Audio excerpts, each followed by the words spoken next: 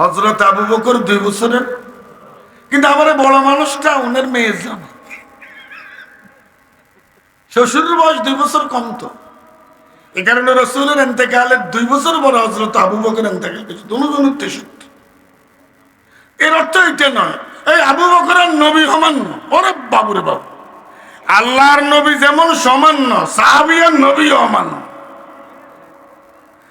আল্লাহর পজিশন আল্লাহ, আল্লাহ খালেক না মাখলুক? আর কোন খালেক আসেনি? বাস। কেউ যদি প্রশ্ন করে আল্লাহ নবীর মাঝে কি বেশ কম, গালের দাতালে দিতে। নবী আর সাহাবীর মাঝেও কি আছে? পার্থক্য আছে না নেই? প্রত্যেকের মান আলাদা। হযরত আবু বকর বিশ্ব নবীর শ্বশুর, তো পারিবারিক বিবেচনায় জামাই বড় না শ্বশুর বড়? কিন্তু হযরত রসুল জামাই হযরত আবু বকরের নাম ধরে বলাইতো, আবু বকর এদিকে আসো।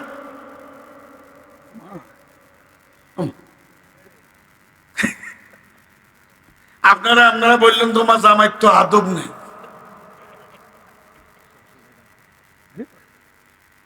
পজিশনে মর্যাদা বড়কে আরো জোরে বলুন। অফিস আদালতে বয়সের দাম না পদের দাম? আর বিজন তো আত্মন বড়, এই জানি কই চাল হইয়া।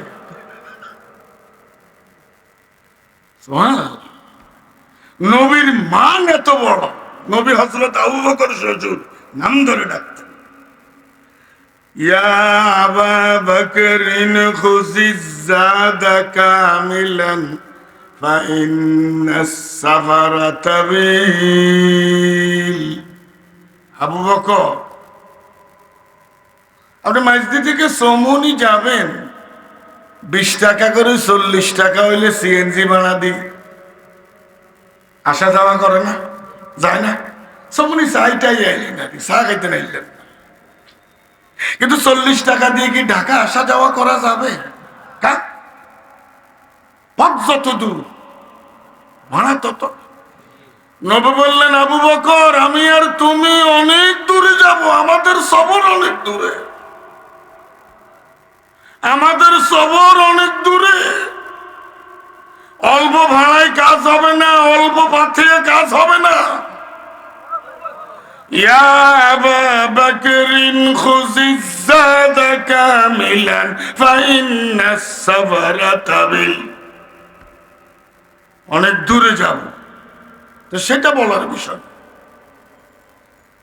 কোরআন শরীফের 208 নম্বর আয়াত, দমগা সমত জায়ের। হযরত আব্দুল্লাহ ইবনে সালাম, নাম কি? ইনি তাওরাতের বড় আলেম ছিলেন, ইহুদি ছিলেন।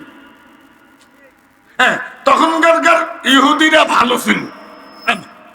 মুসা আলাইহিস সালামের উম্মত সবাই ইহুদি না, ওদের মধ্যে যারা মুসা আলাইহিস সালাম এর দিন মেনে চলছে তারা তো জান্নাতি, কিন্তু আমাদের নবীর নবুয়ত আসার পরে এটা ক্যান্সেল। এক ডাক্তারেরও তো কালকের প্রেসক্রিপশন আজকে গেলে তো আগেরটা বাদ। আগেরটা কি? হ্যাঁ, কোরআন আসার পরে সব কি? সদা হাজারা দফতর আশআর বুদ ফেশ আরবে উম্মি আশআর বুদ। কত বড় কবিরা পাণ্ডুলিপিরা, কত বড় পাণ্ডুলিপি যোগ্য লোকেরা কাবার সামনে লটকাই দিছে। সব কবিদের কাব্যের পাণ্ডুলিপি উম্মি নবীর কোরআনের এক আয়াতের সামনে পরাজিত হয়ে গেছে। আব্দুল্লাহ ইবনে সালাম, আল্লাহর নবী যখন মক্কা থেকে মদিনায় হিজরত করলেন, তিনি থাকতেন মদিনায়। কোথায়? বড় আলেম, তাওরাতের বড় আলেম। কথা বুঝে আসছেন? ইনি আল্লাহর নবী যখন মদিনায় এলেন, মদিনায় আসার পরে তার অনুসারীদেরকে বললেন,